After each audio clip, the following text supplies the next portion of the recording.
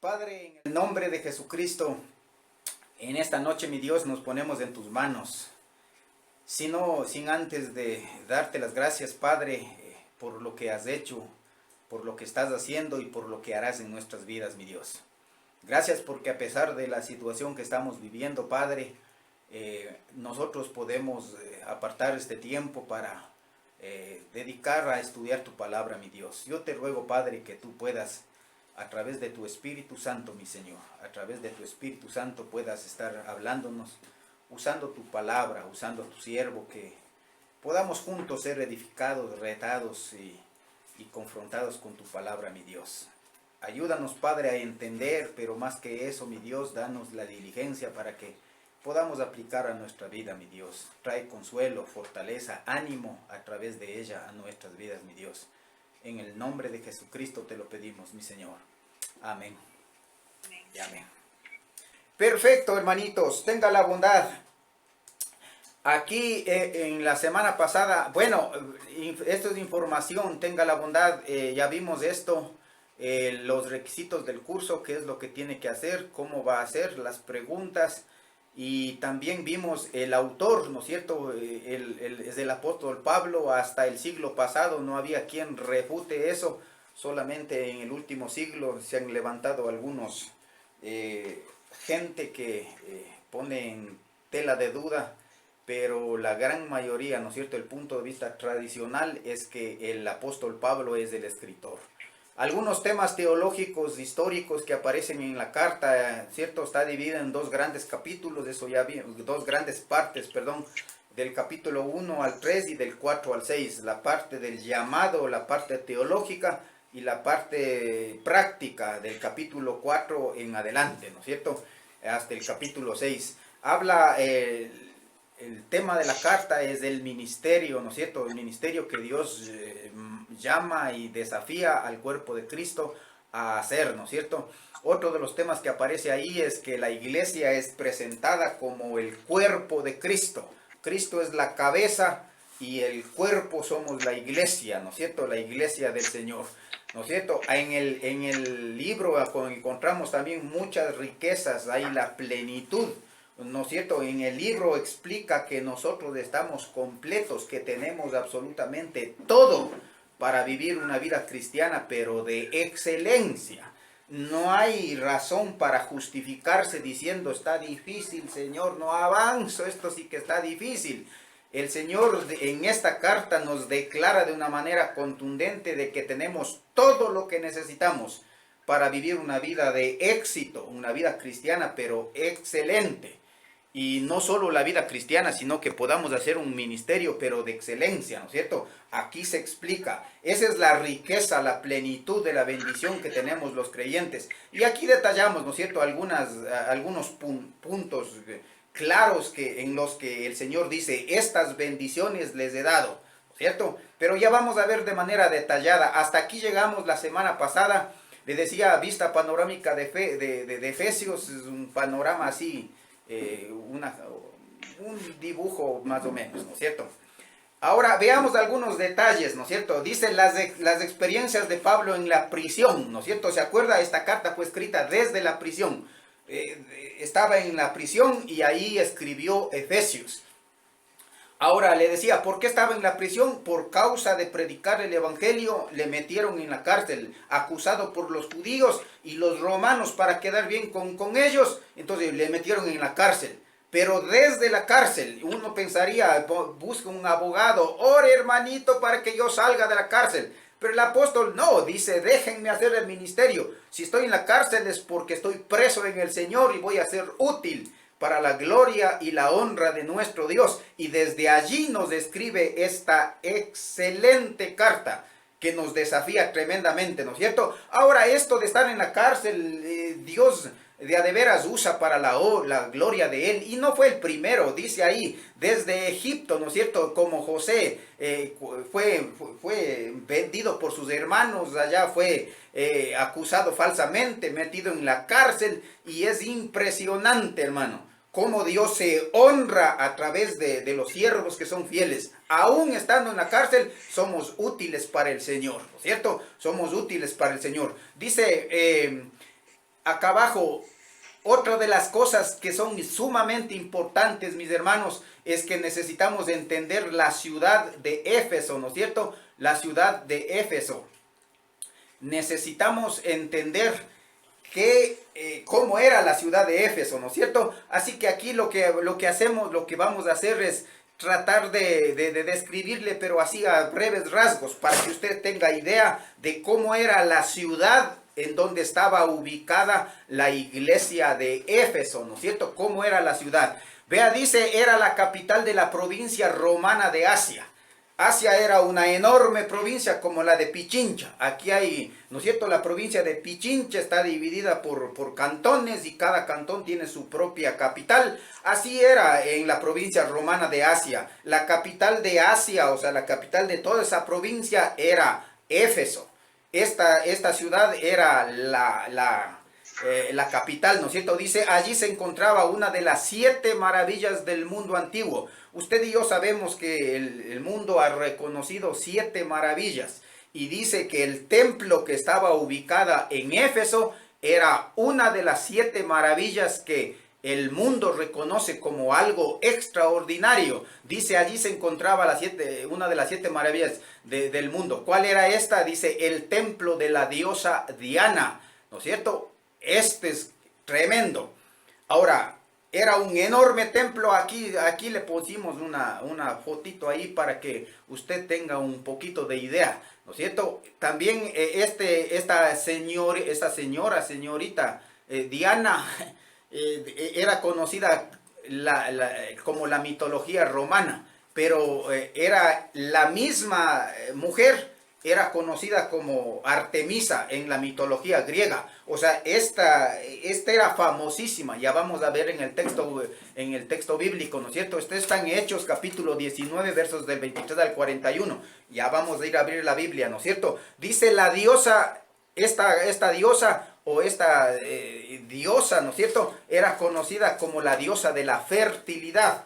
Era tan tremendo esto que había miles de prostitutas sagradas que estaban fungiendo su labor ahí en el templo de la diosa Diana. Entonces había unas orgías, pero tremendas, en honor a la diosa Diana.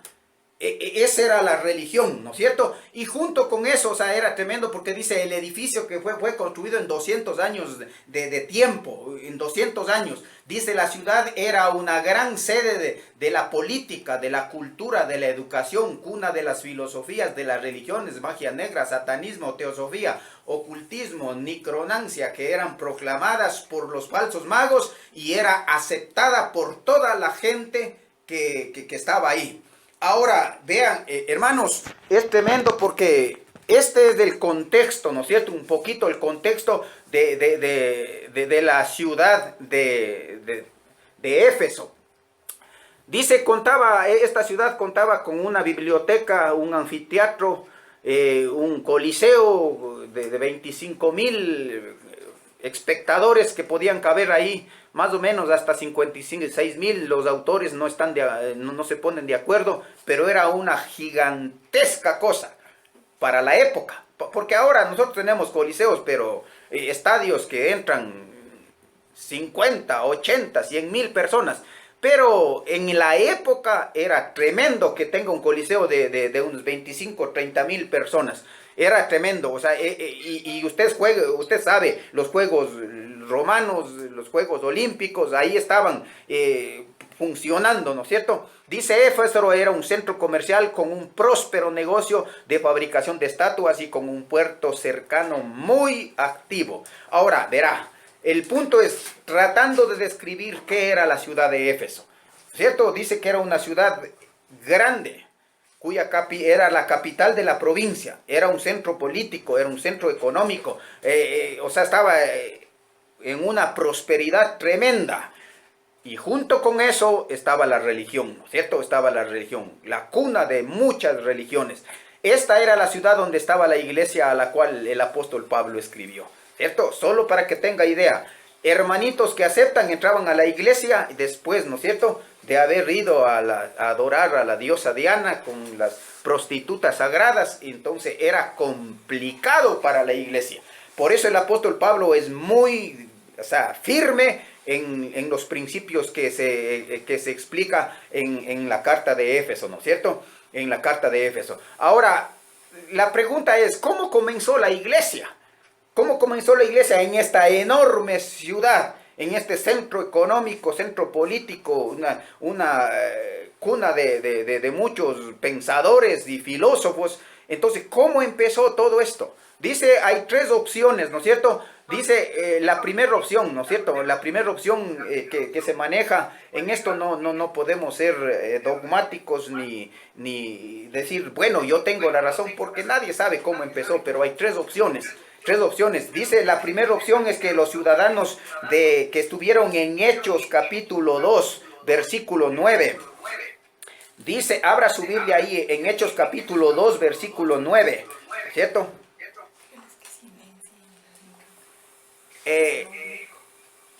Tenga la bondad de silenciar sus micrófonos porque se está oyendo un eco. Tenga la bondad. Hechos capítulo 2, versículo 9. Dice, en Frigia, en Panfilia, en Egipto y en las regiones de África, más allá de Cirene, romanos aquí residentes, tanto judíos como prosélitos. Verso 11, cretenses, árabes, y oímos hablar en nuestras lenguas las maravillas de Dios, ¿no es cierto? Entonces, lo que acá encontramos es que estaban en Jerusalén, y en todo el capítulo 2 encontramos que Dios bautiza, Dios pone a todos, ¿qué sería? El Espíritu Santo. ¿Se acuerdan? El versículo 4 dice que el Espíritu Santo bajó y fueron bautizados todos los creyentes. Aquí se declara, había 17 nacionalidades. Entonces en el versículo 9 termina diciendo, y en Asia, ¿no es cierto? Y en Asia era la provincia en donde estaba la ciudad de Éfeso. Entonces, de seguro, algunos personajes de ahí fueron de regreso con el Evangelio. Porque acá dice que recibieron la palabra, fueron bautizados y fueron con el Evangelio hasta Asia. Hasta Asia, cuya residencia era Éfeso. Esa es la primera opción que se maneja, ¿no es cierto? En el inicio, el bautismo. ¿Quién empezó con el Evangelio en la ciudad de Éfeso? Así que la primera opción es que los hermanitos que estuvieron allá cuando fueron bautizados con el Espíritu Santo oyeron el Evangelio a través de los primeros creyentes, y ese Evangelio fue llevado hasta Éfeso y ahí empezó la iglesia, ¿no es cierto? Otra probabilidad que se maneja es que fue el apóstol Pablo, ¿no es cierto? El apóstol Pablo, regresando por su segundo viaje misionero, lo que encontramos es que pasa por Éfeso, ¿no es cierto? Dice en el capítulo 18 en su Biblia, tenga la bondad. Ahí en el capítulo 18 dice versículo 1, después de estas cosas Pablo salió de Atenas y fue a Corinto y halló ahí a un judío llamado Aquila y a la esposa que es Priscila. Entonces estaban en Corinto y camina en el capítulo 18 y claro, evangelista y toda la cosa en Corinto. Después arma viaje y tiene que salir porque aquí los judíos no le recibieron, le rechazaron y tuvo que salir. Ahí emprende el viaje de regreso de su segundo viaje misionero y llega al versículo 19. Dice, y llegó a Éfeso y los dejó allí, entrando en la sinagoga y discutía con los judíos, los cuales le rogaron, o sea, los de la, ¿qué sería? Los de la sinagoga de Éfeso le rogaron al apóstol que se quede. Y el apóstol dice, no, tenga la bondad, no puedo. Versículo 21, sino que se despidió de ellos diciendo, es necesario que en todo caso yo guarde en Jerusalén la fiesta que viene. Yo me voy a la fiesta de Pentecostés allá a Jerusalén. Estoy de regreso de mi viaje misionero y tengo que dar informe a la iglesia matriz a la que me envió. Así que el versículo dice, yo tengo que ir a la fiesta, pero otra vez volveré a vosotros si Dios quiere, y zarpó de Éfeso. En este momento lo que les deja es a Aquila y a Priscila, una parejita de creyentes formados por la palabra del Señor. Se quedaron encargados ahí, se quedó discutiendo en la sinagoga y les dejó encargando, ¿cierto? A partir de aquí lo que creemos es que el apóstol Pablo es el que empezó la cosa, le fundó a la iglesia. Pero hay otra tercera opción, hermanos. Ahí en su hojita, en su material está la tercera opción, ¿no es cierto? Y dice que es Apolos. ¿cierto? Apolos. Hemos visto que Pablo puede ser una opción. Hemos visto que los ciudadanos que viajaron, ¿no es cierto?, hasta Jerusalén a la fiesta de la Pascua, entonces donde recibieron el Espíritu Santo, llegaron. Pero acá hay otra opción, ¿no es cierto?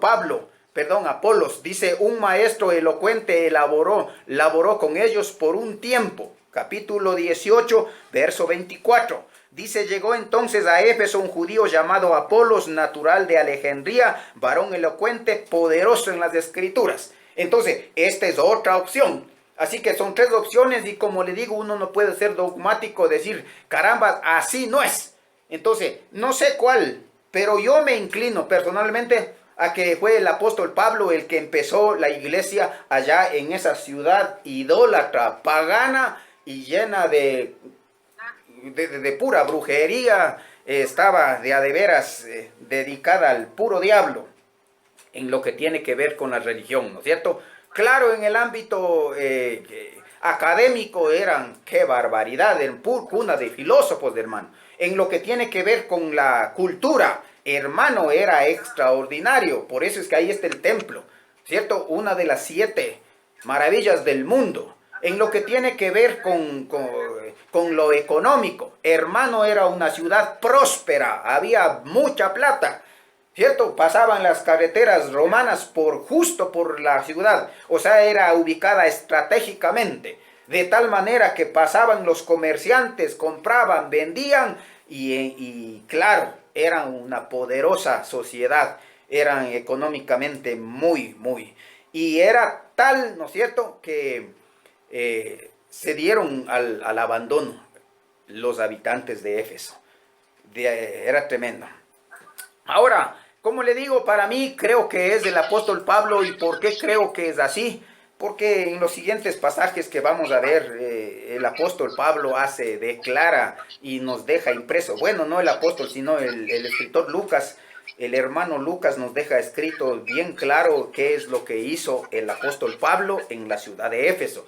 Por eso mi inclinación de que creo que es del apóstol Pablo, aun cuando no puedo aseverar, ¿no es cierto?, ser dogmático. No me diga nada de Apolos, no me diga nada de los otros hermanitos. No podemos hacer eso, pero sí podemos, ¿no es cierto? Sí podemos ver lo que hizo el apóstol. Ahora, después de la salida de eso, del apóstol encontramos a muchos hombres y mujeres trabajando, ¿no es cierto? Empieza el apóstol Pablo junto con los hermanos, pasa 3 años con ellos, porque eso es lo que dice en el capítulo 20. Vea lo que dice capítulo 20, versículo, permítame ver, 31. Capítulo 20, verso 31 dice, por tanto, id velad acordándoos de que por 3 años de noche y de día no he cesado de amonestar con lágrimas a cada uno. O sea, el capítulo 20 es la despedida del apóstol Pablo de la ciudad de Éfeso. Así que les dice, vean hermanitos, yo he pasado con ustedes 3 años. 3 años he estado trabajando, pero de día y de noche, amonestándoles, ayudándoles, discipulándoles, enseñándoles palabra. Y por eso mi inclinación de que fue el apóstol Pablo quien inauguró. Ahora, hermanos, después del ministerio del apóstol Pablo encontramos, por ejemplo, a Timoteo. Timoteo es reconocido como el primer pastor después del apóstol Pablo, ¿no es cierto? Timoteo se queda como pastor en la iglesia de Éfeso. Otro hombre que sirve como siervo ahí en la iglesia de Éfeso es Onesíforo. ¿No es cierto? Entonces, el apóstol Juan es otro de los hombres que está ahí sirviendo en el ministerio junto con los demás hombres, ¿no es cierto? Está el apóstol Juan y después de él, ¿no es cierto?, encontramos algunos otros hombres, ¿no es cierto?, que ya vamos a ver en el libro de Hechos. Algunos hombres, no solo es obra del apóstol, porque la obra del Señor es en equipo. No es un misionero que empezó y ya estuvo. Él se lleva la gloria. No, la gloria en el ministerio es para el Señor. El Señor usa a varios siervos, a varias personas. Usa al cuerpo de Cristo. Y de hecho ese es el énfasis de la carta de Éfeso. Mencionar el cuerpo de Cristo. El cuerpo de Cristo, ¿no es cierto? No sé qué pasa. Está habiendo un retorno ahí. No sé qué pasa. Pero sigamos ahí. Vea, entonces, tenga la bondad. En Hechos capítulo 19, tenga la bondad, abra su Biblia. Aquí empezamos a ver lo que pasó o cómo se desarrolló el ministerio en los primeros, ¿qué sería? Días o en los primeros meses de la vida de la iglesia. Versículo 1 del capítulo 19. Vea lo que dice. Aconteció que entre tanto que Apolos estaba en Corinto, ¿cierto? El predicador Apolos estaba en Corinto, y Pablo, después de recorrer las regiones superiores, vino a Éfeso, ¿cierto? Parece que entre Apolos y Pablo nunca llegaron a conectarse. Él hacía en el ministerio en una parte, aquí dice estaba en Corinto, se quedó, y el apóstol Pablo vino a Éfeso. Y después se cruzan, pero nunca se encontraron estos. Esto es que lo que aprendo es que la obra del Señor, hermano, Dios usa a sus siervos, aunque los siervos no se conozcan entre sí, ¿cierto? No necesariamente uno debe decir, bueno, este no le conozco, por lo tanto no puede ser siervo de Dios. No podemos hacer eso. Lo que debemos hacer es gloria a Dios y está predicando el nombre del Señor. Amén, siga adelante, porque eso es lo que veo acá en la carta. El apóstol Pablo era una eminencia en la teología, una eminencia en la palabra, pero dice que Apolos también, ya vamos a ver en el versículo que leímos hace rato, le nombra como un elocuente, como un poderoso en la palabra, hermano. Y estos no estaban peleándose, no, yo soy mejor que los de Corinto, la iglesia de Corinto, ¿se acuerda? Ellos son los que estaban peleándose, no, yo soy de Apolos, no, yo soy de Pablo, no, yo soy de Pedro. No, la gente que le sigue es la que hace partido. La gente que le sigue es la que le dice, no, yo soy mejor, porque Pablo, porque Apolos, porque Pedro, o porque tal, o porque cual. Aquí no se trata de quién hace mejor, quién predica más lindo. En la obra del Señor, la gloria es para el Señor. Ese es el punto acá, ¿no es cierto? Entre Pablo y Apolos no hubo competencia. No dice a ver quién predica mejor, a ver cuánto está tu iglesia, cuánto está la mía. No, lo que yo soy mejor, vos eres peor. No, hermano, aquí ni siquiera se encuentran. Y si Pablo predica la palabra, gloria a Dios. Y si Apolos predica, gloria a Dios. Dios les usa a los dos. Vea lo que dice ahí, versículo 2. Les dijo, o sea, encontró a ciertos discípulos, dice el apóstol Pablo llegando a Éfeso. En Corinto se quedó Apolos, pero acá dice, llegó a Éfeso. La primera cosa que encuentra es ciertos discípulos. Llega después de irse a la fiesta, ¿se acuerdan? Después de irse a la fiesta de Pentecostés, regresa y lo primero que encuentra es a 12 discípulos. Dice 12 porque aquí en el versículo ya vamos a ver, ¿no es cierto? Dice que eran 12 discípulos, y los primeros, hermana María José, haga el favor de silenciar su micrófono, tenga la bondad.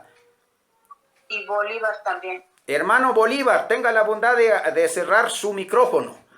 Está habiendo un retorno feísimo, no nos deja seguir la clase. Tenga la bondad. Muchas gracias, hermano.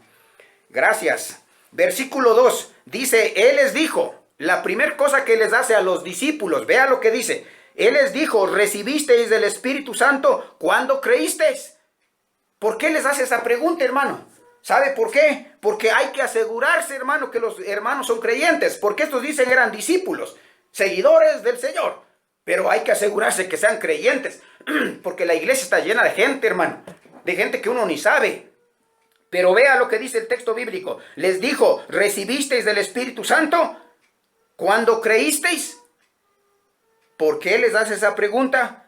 En otras palabras, ¿qué es lo que les estaba preguntando? Les está preguntando, ¿nacieron de nuevo? Ese es el punto. ¿Nacieron de nuevo? ¿Son hijos de Dios? Esa es la pregunta que les hace. Entonces dice, vea, ni siquiera, y ellos le dijeron, o sea, ellos contestan, ni siquiera hemos oído del Espíritu Santo. Entonces, ¿sabe qué es lo que pasa acá? Lo que pasa es que aquí encontramos a un grupo de personas que eran creyentes profesantes. O sea, no eran salvos, no eran hijos de Dios. Eran creyentes pero profesantes. Y la iglesia del Señor está llena de esa gente. Hay un montón de personas que son creyentes profesantes. Ahora, ¿por qué le puedo decir esto? Usted puede decir, pero ahí les dice que eran discípulos. Pero eran discípulos de Juan. una cosa. Y ser discípulo lo que significa es soy un aprendiz. Eso no me garantiza de que soy un hijo de Dios. Según el libro de Romanos, ¿no es cierto? El libro de Romanos. Entonces el libro de Romanos nos desafía y nos dice, el que tiene el Espíritu Santo, ese es de Dios.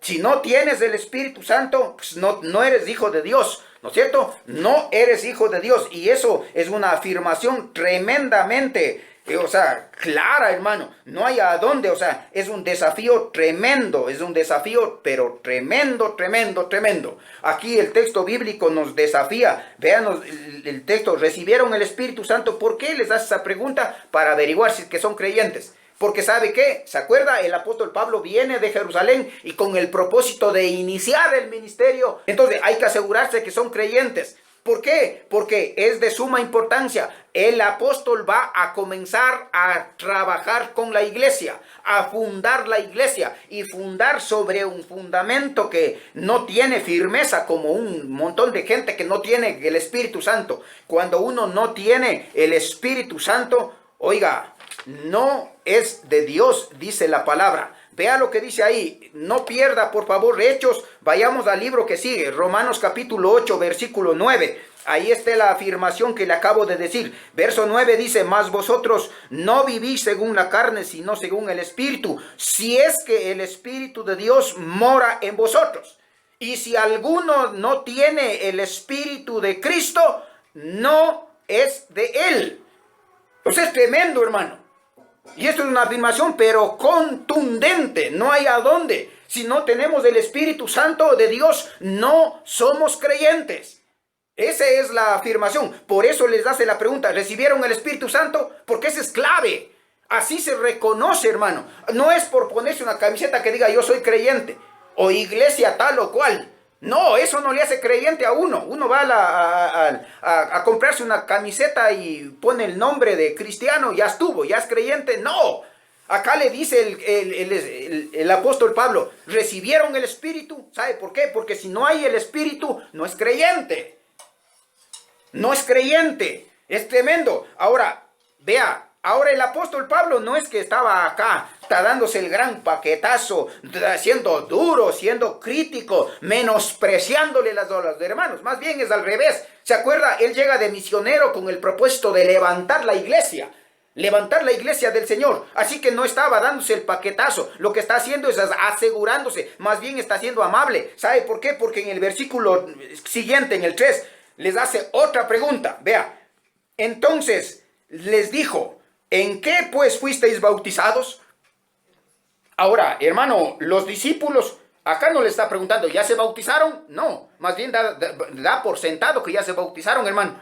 Entonces les está preguntando, ustedes que están discípulos, que ya se han bautizado, ¿en qué bautismo se bautizaron, pues? Ya son bautizados, ¿en qué bautismo se bautizaron? Ahora, la iglesia del Señor tiene ¿qué sería?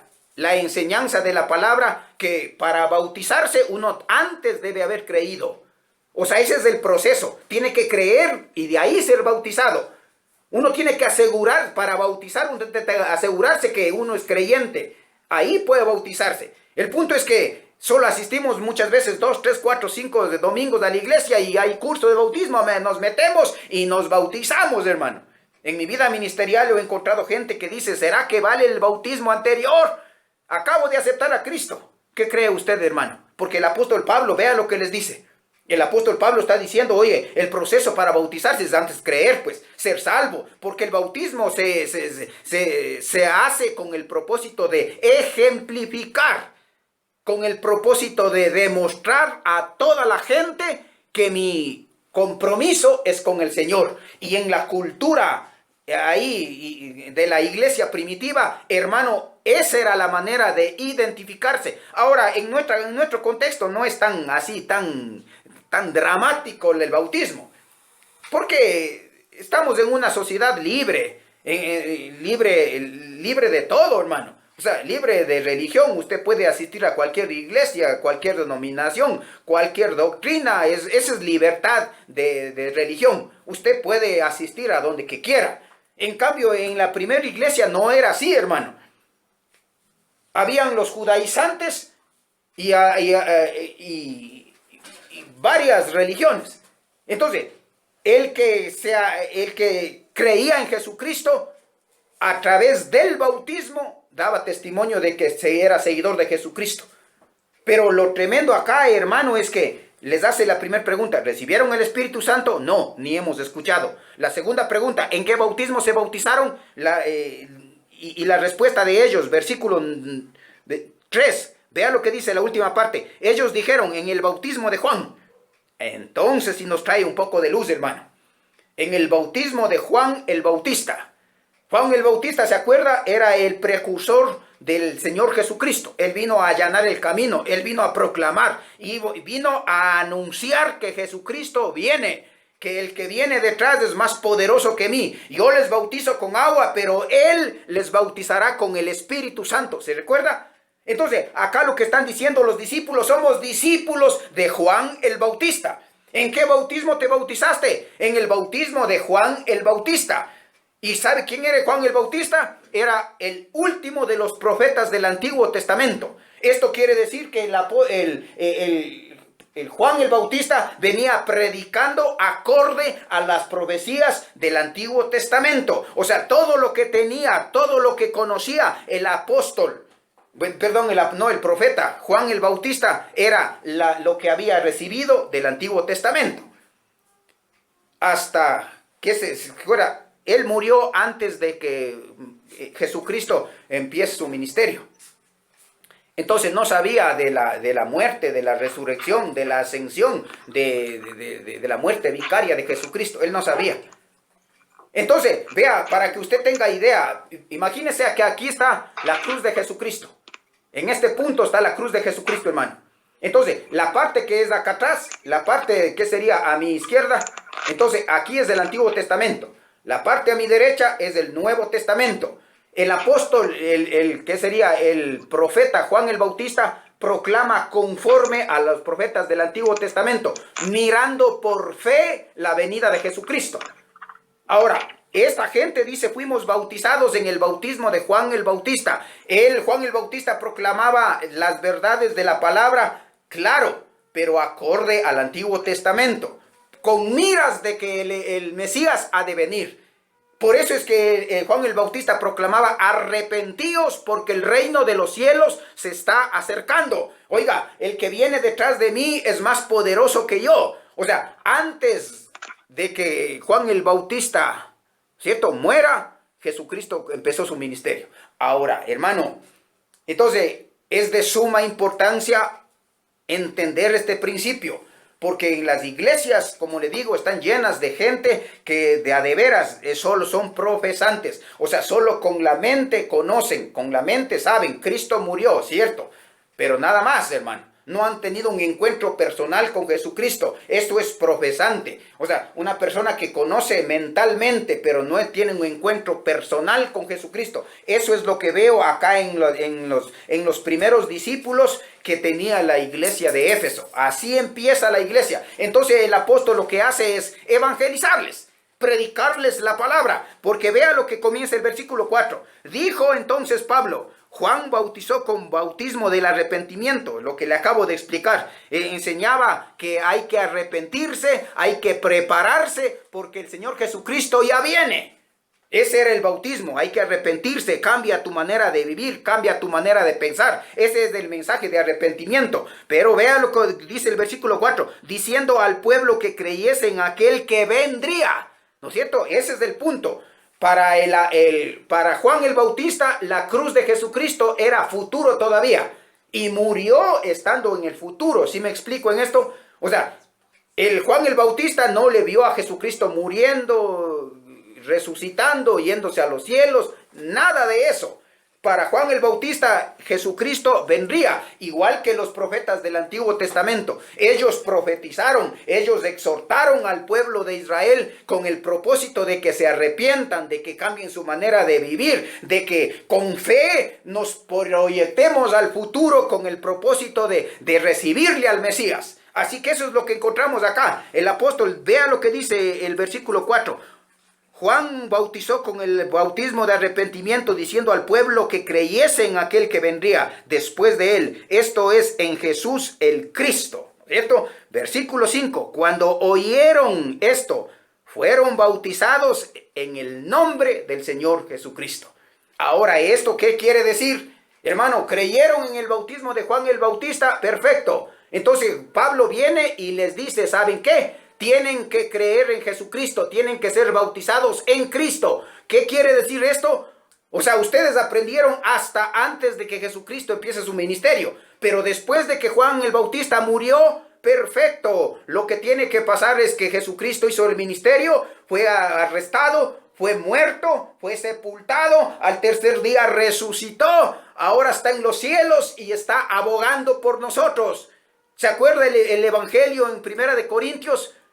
Dice, esto es lo que enseña las Escrituras, que Cristo tuvo que morir, tuvo que ser sepultado, pero resucitó y ahora ascendió a los cielos y está vivo. Ese es el Evangelio Salvador. Así que ese es el bautismo que les predica. Ese es el Evangelio que les predica. Y una vez que les predica, vea lo que pasa. Cuando oyeron esto, fueron bautizados en el nombre del Señor Jesucristo. Versículo 6. Y habiéndoles impuesto a Pablo las manos, vino sobre ellos el Espíritu Santo. Ahora ya no era desconocido. Vino sobre ellos el Espíritu Santo. Esa es la salvación. Ahí es donde le conocen al Espíritu Santo. El que tiene al Espíritu tiene la vida. O sea, el que tiene al Espíritu, ¿cierto? Ese es salvo. Ese es hijo. Así que eso es lo que pasa acá. Pablo les predica el Evangelio de Jesucristo y viene el Espíritu Santo y les sella. Y vea como evidencia de eso, dice, hablan en lenguas y profetizaban. Ahora, ¿se acuerda que en Hechos capítulo 2, ¿se recuerda? En el versículo 4 dice que estaba la iglesia, la primera iglesia en Jerusalén. Dice, reunidos todos y vino el Espíritu Santo. Y qué barbaridad, hermano. Comenzaron a hablar en lenguas y hablar poderosamente, dando evidencia de que el Espíritu Santo venía. Ahora, esto es lo que pasa acá con estos discípulos de Juan el Bautista. Dice que les predica el apóstol Pablo, les predica el Evangelio. Cristo murió, resucitó y ahora está dando vida. Ese es el Evangelio. Eso les predica. Esta gente acepta, cree. Al haber oído, cree y el Espíritu Santo baja. ¡Qué lindo, hermano! Se convierten en hijos de Dios. Ese es el fundamento que hay que tener para la iglesia, hermano. O sea, en otras palabras, hay que asegurarse que la gente que asiste a la iglesia son creyentes, hermano. No porque, como le digo, tienen una camiseta, no porque vienen todos los domingos al culto, o no porque participan en diferentes actividades y programas que hacemos. Muchas veces la gente está cansada de las actividades del mundo, entonces buscan otra opción. Por eso es que, por ejemplo, en los campamentos, ¡qué lindo, hermano! Tuvimos 300 jóvenes. ¿Cuántos aceptaron a Cristo? Esa es la pregunta, hermano. Porque los jóvenes muchas veces van para distraerse, hermano, para pasarle bien. Y entonces uno tiene que asegurarse que son creyentes, hermano. Esto es lo que hace el apóstol Pablo ministerialmente en los primeros discípulos que estaban en la iglesia de Éfeso. Por eso es que creo que Pablo fue el fundador de la iglesia, hermano, porque desde el inicio empieza. Ahora, hermano, ¿de dónde aprendieron esta enseñanza estos primeros discípulos, hermano? ¿Se acuerda que Apolos vino a Éfeso? Y de seguro estaba enseñándoles ahí. Vea lo que dice del hermano Apolos en el capítulo 18, verso 24. Vea lo que dice. Llegó entonces a Éfeso un judío llamado Apolos, natural de Alejandría, varón elocuente, poderoso en las escrituras. Verso 25, había sido instruido en el camino del Señor y siendo de espíritu fervoroso, ¿cierto? Siendo de espíritu fervoroso, hablaba y enseñaba diligentemente lo concerniente al Señor.